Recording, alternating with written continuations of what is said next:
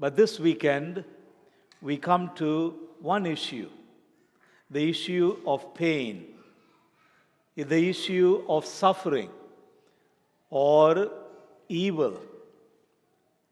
And if you sit back and look at all these topics that we explored, the problem of pain, the problem of suffering or evil is a common thread that runs through it all. And that brings us to the second reading of the day, the letter of St. Paul to the Philippians. A letter that St. Paul writes from behind prison bars, where he is denied of food and water. He is unable to rest. He is isolated, separated from friends and his family and his church that he loves so much.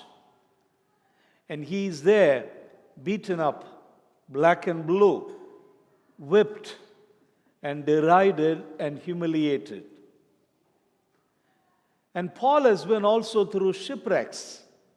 His life has come under threat. And after all this, he says, I consider all these things as loss compared to the supreme good of knowing Christ.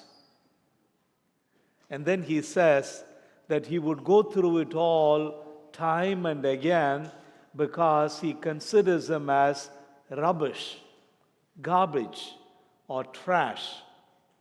But if you really go into the original Greek, he would use a four-lettered word that we don't use in the church or in public place. That's how he sees the pain, suffering, and evil that is thrown at him. That's the idea of Paul. How about us? When we come across pain, or when a cross comes our way, and when our life seems to go smoothly, but all of a sudden there is a huge obstacle, we look at it as something unnatural, unnecessary, unwanted, undesirable. And some of us sometimes think that the aim of life, that the ultimate goal of life is to avoid pain. And we still remember that one line, and they lived ever happily afterwards. By the way, only in fairy tales does that one line make sense. Think of the time when, as parents and grandparents, we sat by our children who were languishing in illness. Or think of the times when you, as a spouse, was agonizing over your better half's illness, life-threatening ones. My sister and brother, think of the times when you put yourself to rigorous drills. It could be a simple thing as flossing your teeth after a meal, or being on a diet because you are watching your figure. You wanted to look spick, and so you were looking at your span, and so were very careful with your diet. And that was hard, but you embraced it so willingly. Or think of a sports person who sweats it out day after day and pushes herself or himself through those drills, hard as it all may be, precisely because of the goal.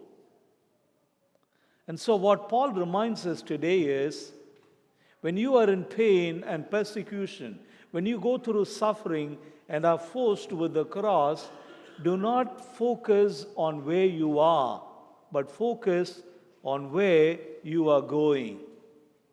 Because God uses every bit of pain to make us better, to further the lives of those around us. And He seems to tell us that every pain is a learning moment, a lesson that comes our way. And I would actually go to the extent of saying that every pain, every cross is but a gift, a grace, provided we know how to unpack it. Come to the example of Christ.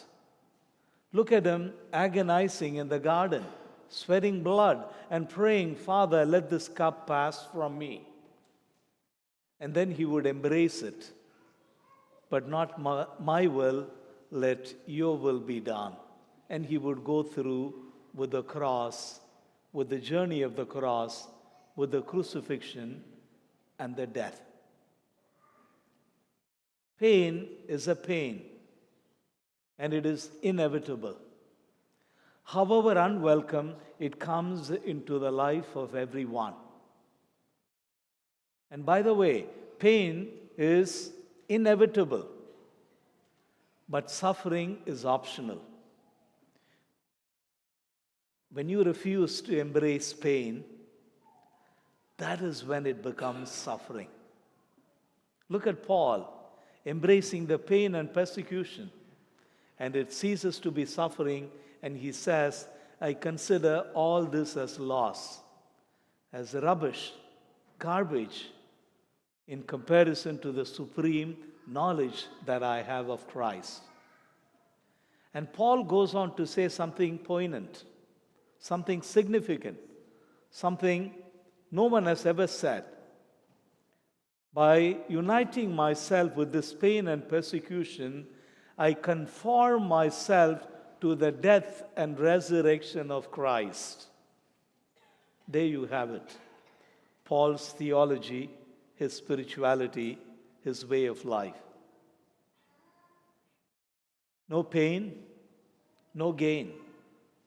No cross, no resurrection, no Good Friday, there is no Easter Sunday. And so, my sister and brother, the next time you go through pain, I pray and bless that you grow through it. That is the mind of God. That is the desire of God. Because through pain, God teaches us things that He could not have taught us otherwise. And in the Christian theology, the cross is the compass pointing towards resurrection. It is the key to heaven. I'm not talking about a pie in the sky. In our day-to-day life, we so willingly embrace pain and persecution for the sake of our loved ones. How come we hesitate? How come we fail to do that when it comes to our relationship with God? And if you forget all that I told you, I hope you will remember just this. It is said that you will not know that Jesus is all you need until all you have is Jesus. When you have lost everything, when you have lost everyone, when you have lost even the gift of your own self, and all you have is Jesus, that is when you will realize that all you need is Jesus. Pain is a gift from God if you know how to unpack it. Pain is a lesson from God if you're willing to learn from it. Pain is indeed grace from God, as it can and has the power to take us closer to God. A priest friend of mine once told me when I was in extreme pain once, William, do not waste a pain that comes your way. It has a lesson for you. It has a blessing for you. Do not miss. Do not waste. Do not let go a pain that comes your way.